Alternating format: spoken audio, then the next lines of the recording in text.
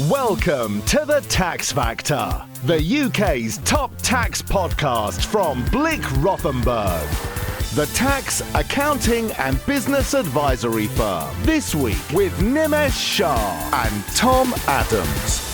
Welcome to The Tax Factor, your weekly roundup of the latest developments in UK tax. I'm Nimesh Shah, CEO of Blick Rothenberg. I hope you had a great bank holiday weekend. There was a time in the world when there was little or nothing to say in the world of tax, but we live in a golden era of a President Trump and a Nigel Farage. We are very lucky tax bunnies here in the Blick Rothenberg office today. And one lucky bunny here is international pension and benefit specialist Tomm Adams. Welcome back, Tomm. Thank you very much, Nimesh. It's great to be here. It's time for another bizarre VAT update. So one of my favourite childhood memories, Tomm, was grabbing a bag of crisps from the cupboard in my mum's kitchen. She only let me have one bag of crisps a day. Apparently, they weren't very good for me. But if I was having another favourite snack, it would have been Popadoms. And we've been here before, haven't we, Tomm? Because one of the last times you were on the Tax Factor, Walkers had got themselves into a bit of a pickle around Popadoms. And I don't mean pickle as dip, I mean as in they've got themselves into hot water with HMRC. So welcome back, Tomm. What has happened to Walkers and their favoured snack here?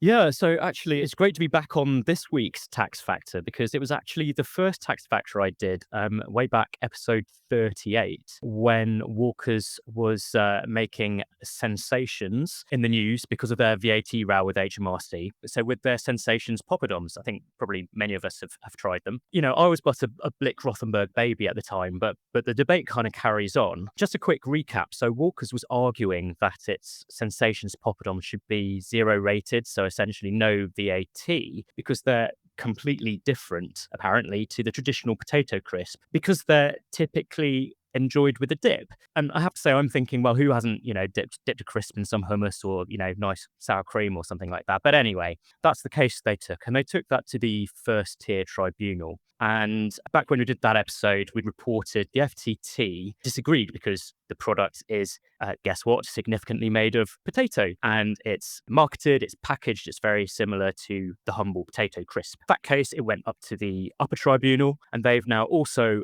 ruled against Walkers, so saying that Sensations Popadoms are in fact crisps and should be subject to the standard rate of VAT. So Walkers' appeal actually losing on every ground and every argument that they raised. The crisp snack, I feel like the clue's sort of in the name, contained up to 18% potato contents and approximately and crucially 40% potato-derived ingredients, leading the FTT to conclude that these items were, in fact, very similar to potato items such as crisps and therefore not zero rated. So big shock horror. Walker's Crisps makes potato-based snack. I can't believe that actually Walker's took the case up to the Upper Tribunal, having lost so spectacularly in the first tier tribunal as well. It seemed a pretty categoric decision, but they decided to take it up a notch. And I was reading through the case, Tomm. There was these 8 points put forward by Walker's barrister, but one that really stood out to me was, and I think this was very shaky ground, was that the barrister suggested that because the name on the package was Popadom and not crisp, that meant they should be Popadoms. Well, I think you could have put jelly beans in there and call them something else if you're trying to get round some VAT rules here. But I thought that was a particularly weak argument and maybe synonymous with actually that this case was maybe not going to go anywhere. Also, interestingly as well, when I was trying to look around this case, no numbers were mentioned in the FTT, but how much tax at stake was there for Walkers? Why did they bother even going to the Upper Tribunal? Yeah, I mean, it's hard to know without the numbers reported, but I mean, there's obviously been a number of back of the envelope estimates, and it must be somewhere into the millions. It's certainly, otherwise it wouldn't be worth taking it up a level in terms of appeal. Yeah, it would have cost them quite a few pennies to go to the Upper Tribunal and instruct a barrister to do that. And also it's worth noting that actually this was a forward-looking piece of case law rather than anything retrospective. So Walkers weren't on the hook for any back taxes here. They were trying to agree the forward position on the treatment of their Walkers Sensations Popadoms. It won't stop me from having a bag of Popadoms in the future on a Saturday night, watching my favourite film, even if they are now standard rated. And I'm sure the government will welcome the additional tax revenue from walkers as the Prime Minister and the Chancellor look to soften or reverse their deeply unpopular cut to the pensioners' winter fuel allowance. And if that wasn't enough, Labour backbenchers are pushing the government to remove the two-child benefit cap originally introduced by the last Conservative government. And estimates put both measures costing around £5 billion. And it raises, for me, some serious questions around where this money is coming from. It's all well and good making these promises, but we're operating very, very tight fiscal rules. And even £5 billion in the total sum of taxes of well over £800 billion now. That's some pennies that Rachel Reeves is going to have to find behind the sofa. Or maybe she can call upon her good buddy Angela Rayner, who had that leaked memo that Heather talked about last week. And maybe that will find its way into Rachel Reeves' next budget box. But was there anything in Angela Rayner's memo about removing the freeze on fuel duty? That's something that Heather and I have definitely talked about. I know we're not going to be very popular with motorists when we talk about that, but that would raise about $3 billion a year. Tom, you have a particular side here on fuel duty, don't you? For a very specific reason, which I learnt about you this week. Yeah, I mean, so I've lived in central London for most of my adult life, so I have to admit I'm one of those people. I don't have a car, haven't driven in 20 years. I highly suspect that if there was no mention of unfreezing fuel duty in Angela Rayner's memo, I suspect she does have at least one car. Maybe I can play bad cop or bad traffic cop on this and say, yeah, why not? Fuel duties have been frozen for, I think it's the 15th consecutive year. And as you said, Nimesh, and this is the government's own figures here, saying it basically would add $3 billion to the nation's bottom line if they just raised fuel duty and cut the 5p current cut that they have on.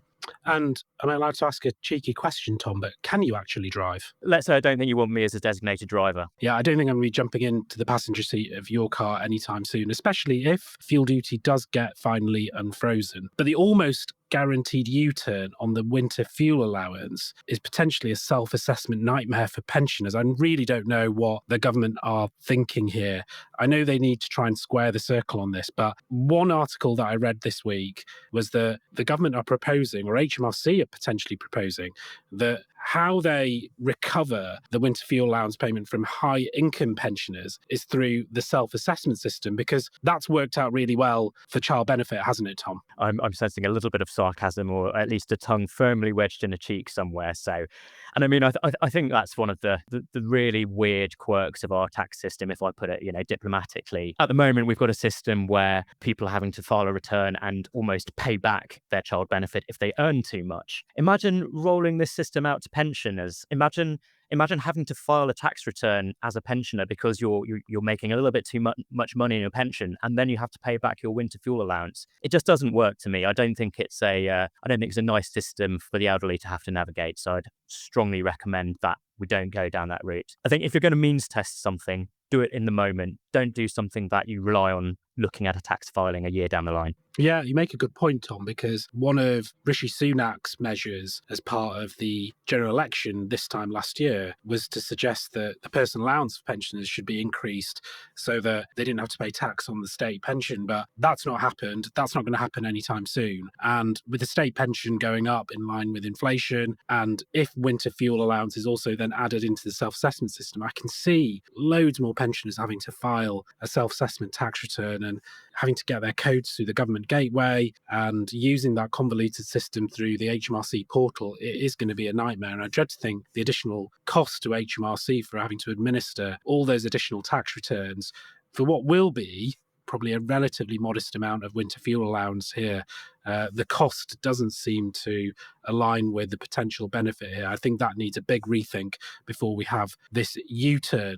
But there might be some other U-turns if there's wishful thinking here, Tom, because what else do you think the government might row back on? Do you think we'll go back to the autumn budget from last year and Rachel Reeves will say, actually, really sorry, got it all wrong, we're going to rip it up and start again? Yeah, I mean, I think that's a very, very far-fetched thing to imagine, that to sort of unwind when she came in with quite a strong position and obviously a lot of promises around, taxes on working people and so on. Interestingly, just this morning, there's been hairs running looking at, for example, whether pensions contributions, which were basically left alone last year, they could in fact come under fire. Some publications saying, we could see salary sacrifice made ineffective. So a lot of rumour mongering at the moment. But, certainly I think some of the things that people will be keeping their eyes on in terms of a U-turn would be anything around inheritance tax. So perhaps bringing pensions into the scope of that, and maybe that could be a U-turn. And of course, some of the stuff around IHT on family businesses and farmers. So that's something, again, we've spoken quite a lot about. Yeah, I think non-DOMs, family businesses, farmers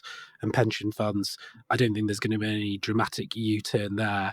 Interesting that you read that article, Tom, about the speculation on pension contributions and salary sacrifice. It's only May and we're already getting into the rumour mill for the autumn budget. I remember last year, it sort of plays heavily on my mind, that long period between the election and the autumn budget where there was such wild speculation and people making very, very irrational decisions based on press stories. I really hope we don't get into that. And I know that Rachel Reeves got a telling off by the House of Commons Speaker that we don't make tax policy by leaking things in the media. So let's hope that we're not going to see a repeat of that.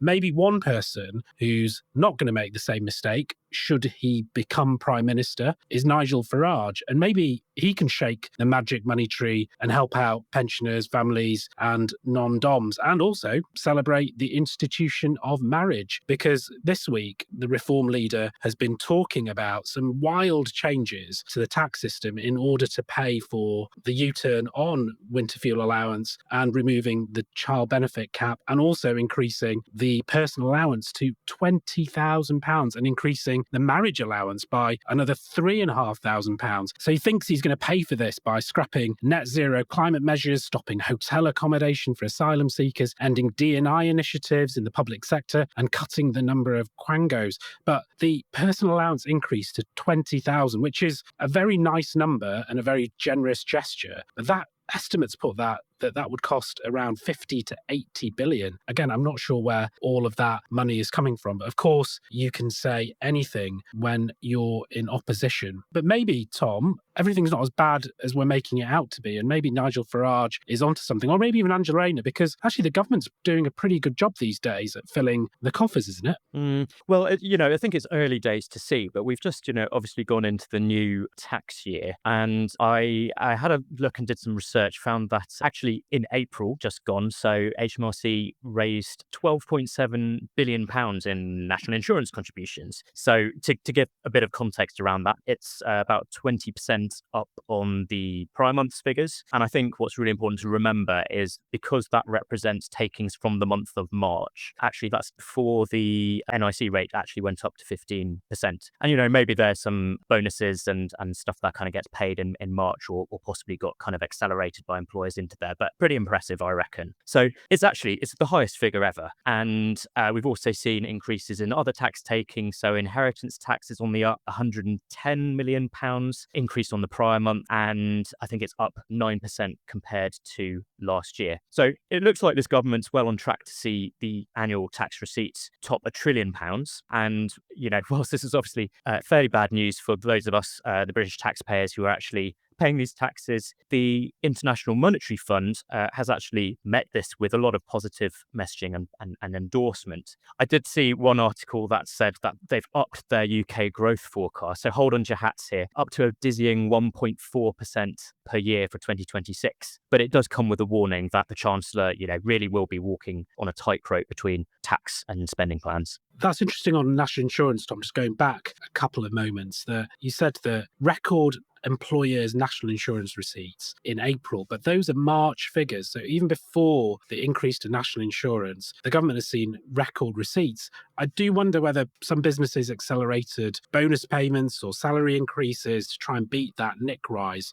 I'll be fascinated to see what the receipts look like over the forthcoming months and that April data as well, which we should get in the next few weeks. But they're well on track to generating the circa 24 billion that they said they would do from the increase in national insurance for employers. And yeah, I think that one is here to stay. There's definitely not going to be any U-turn there, despite the backlash from businesses businesses and all the action actually that we're seeing, the inflationary pressure that we're seeing from businesses as well as they look to pass on that cost to the consumer. And we have seen some businesses really struggling and have to make, unfortunately, some difficult decisions in their business as a result of that additional cost. I think that'll play out over the next few months as well. But putting the UK's precarious financial position into context, there are events happening across the pond, and we can all learn from President Donald Trump. And he's called this one beautiful bill. It was a tax bill with a number of tax measures that were actually quite out there, really. But this bill's been approved, and things like extensions to tax cuts for individuals and businesses, tax exemptions for tips and overtime. I think that was one of his own election promises, if I remember rightly, from the presidential election race. And relief for car loan interest. I wonder if that's, again, to try and appease the motor workers in some of the cities that are big car manufacturing hubs. I know Donald Trump is trying to get more of the car manufacturing back to the US. So it's interesting that he wants to give tax relief on car loans. I do remember a time, Tom, I'm a little bit older than you, when we had something called mortgage interest relief in the UK system,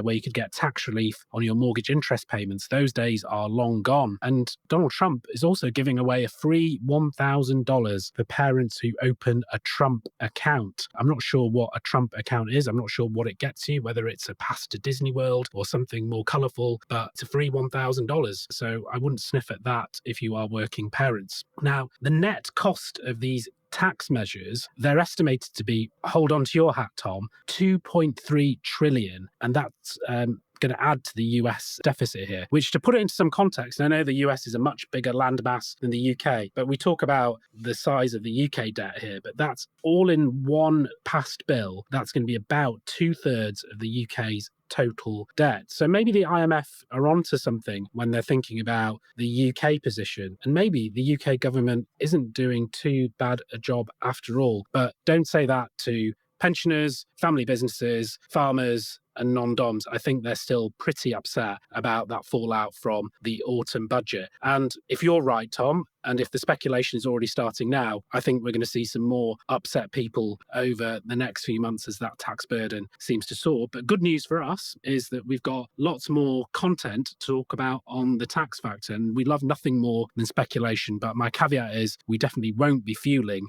any of that speculation. The Tax Factor from Blick Rothenberg. That is all that we have time for today. I want to thank Tom for his expert review of his favourite subject matter, crisps and poppadoms. Before we go, a quick heads up that our new episode of Success Stories is now live on the Blick Rothenberg website. The latest episode features audit partner Mark Cunningham in conversation with Brett Fleming, Managing Director of fine wine distributor Armit Wines. I'm reliably informed by the producer of our Success Stories that she only had half a glass of wine on that recording. Brett explains the unique business model that drives Armit Wine's success and discusses the challenges COVID and Brexit brought, as well as what the future holds for the wine business. You can find all of our success stories on our website and on the Blick Rothenberg YouTube channel. The Tax Factor goes live every Friday on the Blick Rothenberg websites and all good podcast platforms. If you enjoyed it, please do give us a like and even subscribe to make sure you don't miss an episode. Thank you again, Tom, and thank you for listening, everyone. Have a great weekend, whatever you're doing, if it's enjoying your favourite potato-based snack, and goodbye. Goodbye. That's the Tax Factor. If you enjoyed the Tax Factor, please like, share, and subscribe. Join us again next time on the UK's top tax podcast, The Tax Factor. The Tax Factor is a Blick Rothenberg production. Copyright 2025.